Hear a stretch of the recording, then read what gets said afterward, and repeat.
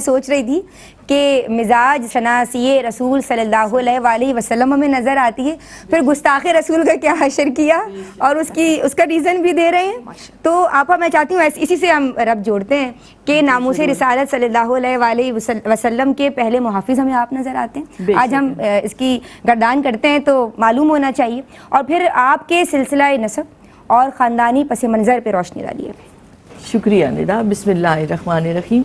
دعائے رسول، مراد رسول، صاحب مزار، خدا دوست، فاروق اعظم حضرت عمر بن خطاب رضی اللہ تعالی عنہ.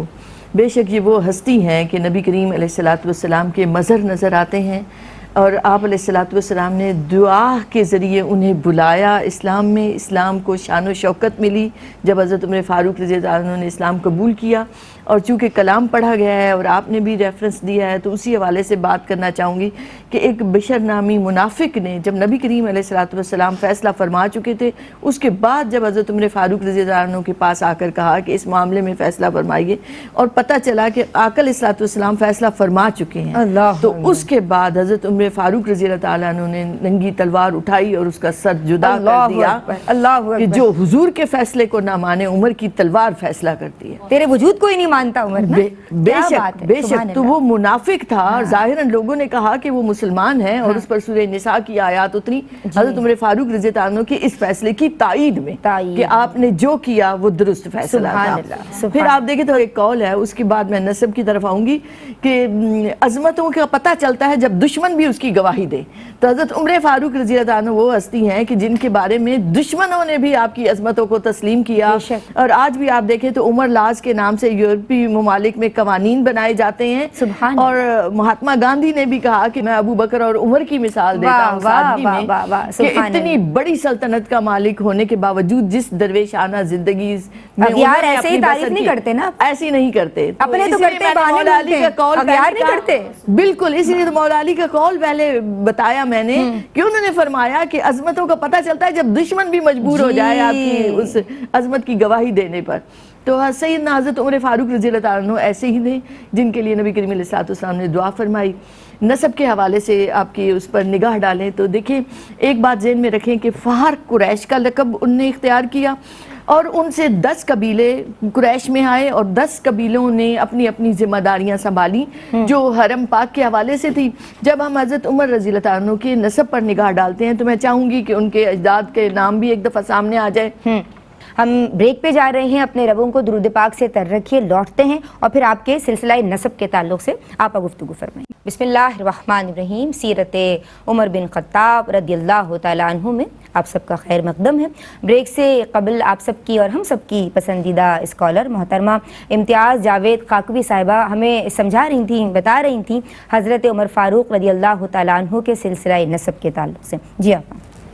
شکریہ ندا. حضرت عمر رضی اللہ عنہ کے نسب پر نگاہ ڈالیں تو 8ویں پشت پر جا کر آپ کا سلسلہ نسب نبی کریم علیہ السلام سے مل جاتا ہے. ہم آپ کے اجداد پر نگاہ ڈالیں تو حضرت عمر بن خطاب بن نفیل بن عبدالعزیٰ بن عبداللہ بن کرت بن رضا بن عدی بن کعب.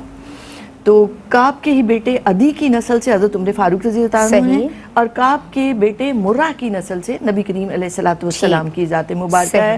تو یوں 8ویں پشت پر جا کر آپ کا سلسلہ نسب آقا علیہ السلام سے مل جاتا ہے. پھر آپ دیکھیں تو میں نے کہا کہ فہر جنہوں نے قریش کا لقب اختیار کیا وہ کعب کے پردادا ہیں. اچھا. اور انہی کی نسل سے پھر جو 10 قبیلے بنے قریش کے، اور 10 قبیلوں نے اپنی اپنی ذمہ داریوں کو بانٹ لیا. کیونکہ ہمیں یہ ذہن میں رکھنا چاہیے کہ یہ اس وقت کوئی ایسے یہ حکومت نہیں ہوتی تھی، ایک جمہوری نظام جس طرح کا انہوں نے ایک بنایا ہوا تھا کہ ہر قبیلے کی ذمہ داریاں الگ الگ کر دی ہوئی تھی. تو آپ بنو عدی قبیلے سے تعلق رکھتے ہیں، اور آپ کے ذمہ داری جو تھی آپ کے قبیلے کی، ایک تو تھا کہ کہیں ایلچی بھیجنا ہو، جسے ہم آج کے دور میں سفیر کہتے ہیں، کسی دوسرے قبیلے میں، کسی دوسرے علاقے میں، کیونکہ انہیں تجارت کے امور کے لیے بھی بھیجنے پڑتے تھے کہ شام میں، یمن میں جب انہیں جانا ہوتا تھا تو وہاں سے راداریاں لینی ہوتی تھی. تو ایلچی جب بھیجنے ہوتے تھے قبائل سے دوسرے قبائل کی طرف، دوسرے ملکوں کی طرف، دوسرے علاقوں کی طرف، تو ایلچی ہمیشہ، سفیر ہمیشہ بنو عدی قبیلے سے جایا کرتے تھے. اسی طرح اگر قریش کے ہم نسب جو آپس میں کبھی جھگڑے ہو جاتے تھے رئیسوں کے، تو اب فیصلہ کرنا مشکل ہو جاتا ہے کیونکہ دونوں ہم پلہ ہیں. تو پھر فیصلے کے لیے بنو عدی کی ذمہ داری تھی کہ ان رئیسوں میں جھگڑوں کا جو بھی فیصلہ ہو، گویا بطور جج اور بطور قاضی فیصلے کیے جاتے تھے وہ بنو عدی قبیلے میں کیے جاتے تھے اور پھر ان فیصلوں کو مانا بھی جاتا تھا.